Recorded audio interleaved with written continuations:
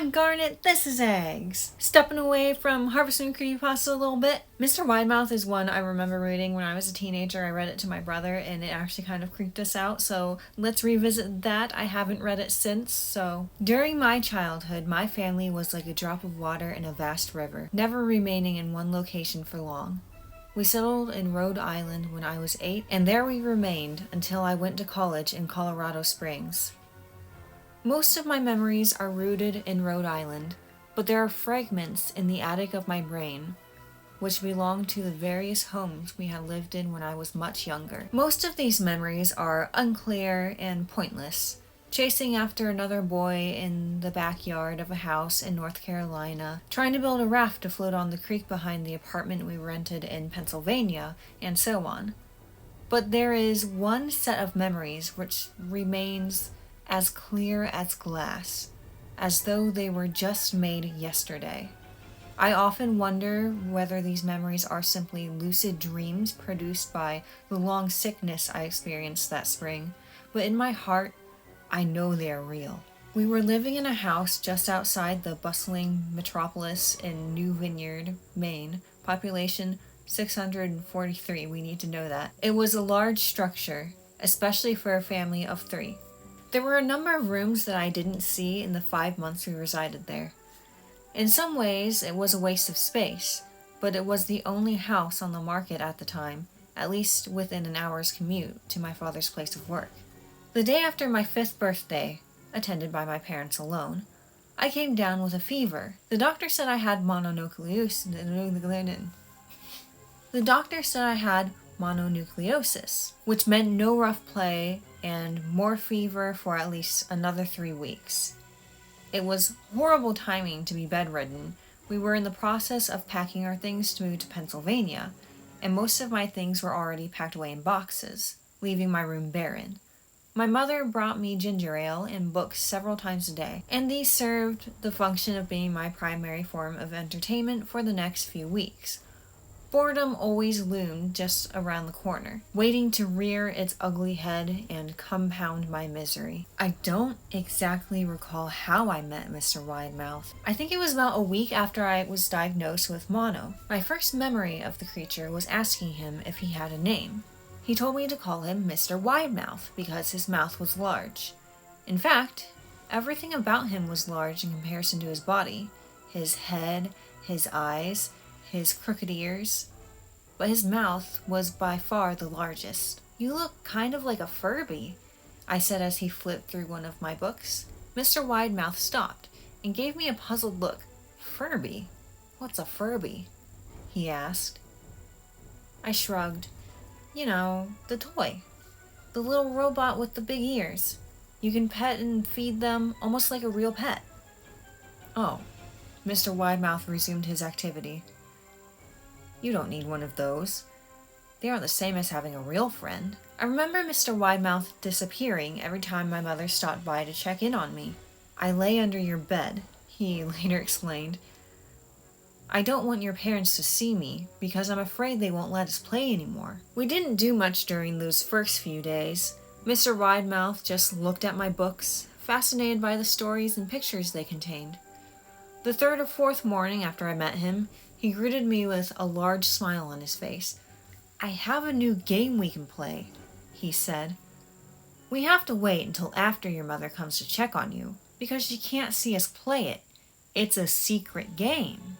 After my mother delivered more books and soda at the usual time, Mr. Widemouth slipped out from under the bed and tugged my hand. "We have to go to the room at the end of this hallway," he said. I objected at first, as my parents had forbidden me to leave my bed without their permission, but Mr. Widemouth persisted until I gave in. The room in question had no furniture or wallpaper. Its only distinguishing feature was a window opposite the doorway. Mr. Widemouth darted across the room and gave the window a firm push, flinging it open. He then beckoned me to look out at the ground below. We were on the 2nd story of the house, but it was on a hill, and from this angle the drop was further than 2 stories due to the incline. "I like to play pretend up here," Mr. Widemouth explained. "I pretend that there is a big, soft trampoline below this window, and I jump. If you pretend hard enough, you bounce back up like a feather. I want you to try." I was a 5-year-old with a fever, so only a hint of skepticism darted through my thoughts as I looked down and considered the possibility. "It's a long drop," I said, "but that's all part of the fun."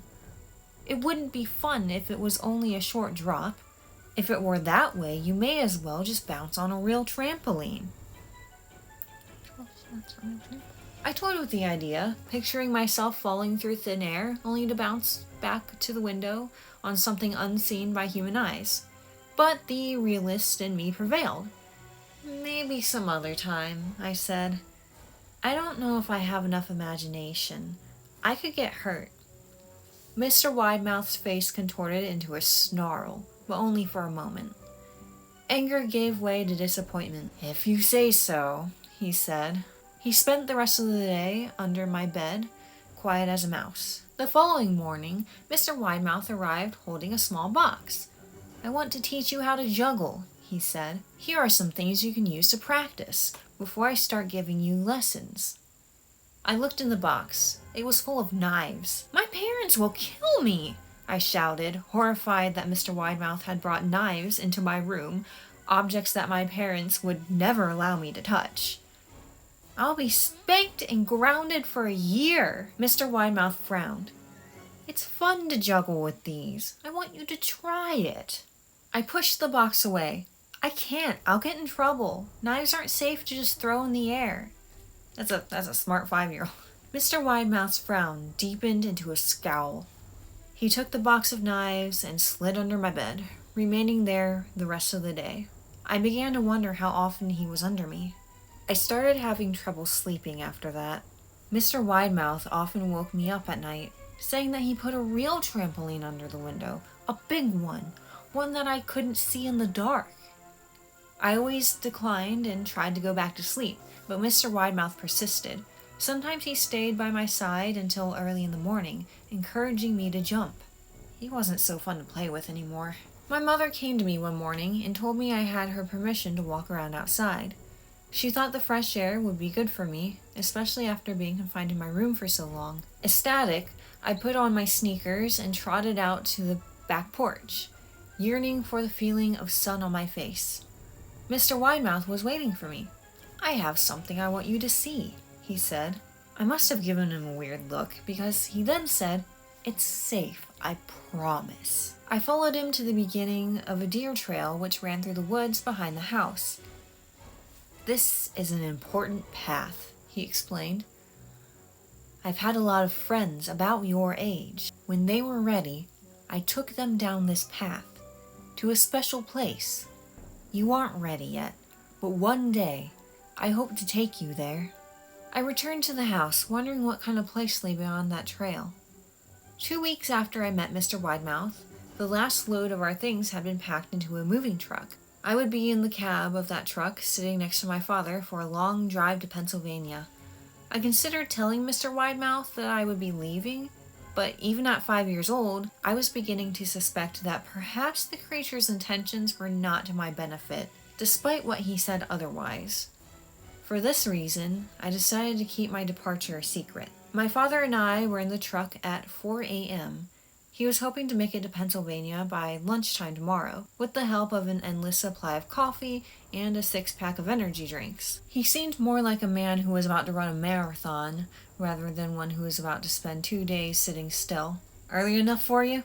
he asked. I nodded and placed my head against the window, hoping for some sleep before the sun came. I felt my father's hand on my shoulder.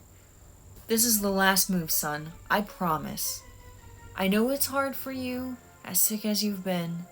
Once Daddy gets promoted, we can settle down and you can make friends." I opened my eyes as we backed out of the driveway. I saw Mr. Widemouth's silhouette in my bedroom window. He stood motionless until the truck was about to turn onto the main road. He gave a pitiful little wave goodbye, steak knife in hand. I didn't wave back. Years later, I returned to New Vineyard.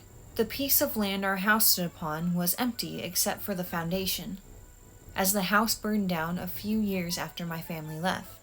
Out of curiosity, I followed the deer trail that Mr. Widemouth had shown me. Part of me expected him to jump out from behind a tree and scare the living bejesus out of me, but I felt that Mr. Widemouth was gone, somehow tied to the house that no longer existed. The trail ended at the New Vineyard Memorial Cemetery. I noticed that many of the tombstones belonged to children. That's it. That's Mr. Widemouth. This is what terrified me and my brother. I actually really like this story. It's not like the, their eyes turned red or black or started bleeding type. It's not, I think I've read too many Lost Media ones, I'm plagued by the hyper-realistic sort. I'm sorry if you hear noise. I'm like fiddling with, stuff here. There's nothing like super gory or anything. There's some stuff, implied that has probably happened that would probably be pretty gory. And I like that. It's more subtle. Because he's killed several children. I want to know, but I kind of like that there's a little bit of mystery here too, because, well, first of all, we don't know why Mr. Widemouth is there. The person assumes that he's tied to the house. So does that mean that he died in the fire, apparently? Like, he couldn't escape the house? Well, he could walk out of the house to go to the cemetery. But I guess if the house burns down, he still dies regardless of if he's in it. But now, did he make a child start the fire? Because that's pretty stupid if he needs the house. Maybe someone set it on fire on purpose to kill him. Maybe that's another protagonist somewhere that hasn't had their story told. Maybe there's another story, I don't know. Yeah, this one was written by Perfect Circle 35. And yeah, I think this is definitely one of the better creepypastas I've ever read. And especially reading it now as an adult, this is the first time I've seen it after initially reading it. And I'm so glad nothing... I'm releasing videos out of order, so I'm not going to tell you what I was about to say. Because it will be talked about in a future video. Keep your eye out for what I'm going to release on Halloween. Creepypastas are going to be brought up. And a certain thing would happen when I read them out loud before, but nothing has happened. I'm okay. Everything's good. Nothing spooky. Nothing spooky. I made sure my dog came inside with me. She's protecting me. That's all for this video. Don't forget to hit the like button, subscribe if you haven't already, and I'll see you in the next video. Happy Halloween!